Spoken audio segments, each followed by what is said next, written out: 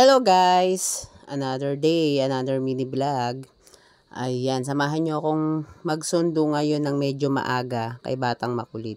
Kasi merong ano ngayon sa school, kaya kailangan samahan ko muna siya. Kaya pinatawag muna yung mga mother ng mga student ngayon. At ayan, naglalakad na nga ako niyan. Wala akong kasabay, ako lang. Ayan, lakad-lakad. Sobrang init guys. Grabe.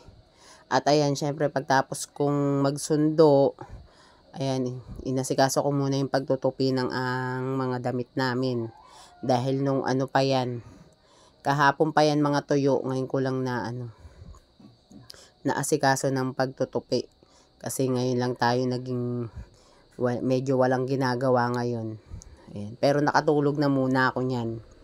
Nakaidlip ako kasi aga kong nagigising sa umaga, 'di ba? 4 AM pa lang gising na ako, guys. At ayan, inaayos ko na lang yung mga hanger. At ayan, naiisipan ko na naman ngang maglinis dito sa kwarto namin kasi walis-walis lang talaga dahil sa sobrang dami ng trabaho. Kaya hindi ko siya talaga yung naaasikaso ng husto, yung linis talaga. At ayan, umakyat muna ako sa taas guys kasi magpapa-Gcash ako. Kasi medyo mababa lang ang ano dun sa taas. Gcash muna at may babayaran tayo. Medyo walang tao ngayon dyan guys kasi medyo tanghali. Mainit. Grabe ang init, sobra. Pero sabi may ano daw tayo ngayon, may low pressure daw tayo ngayon. Kaya ingat-ingat din tayo guys. Kasi may mga posibilidad na lumakas na naman ang ulan. At medyo malakas din ang hangin.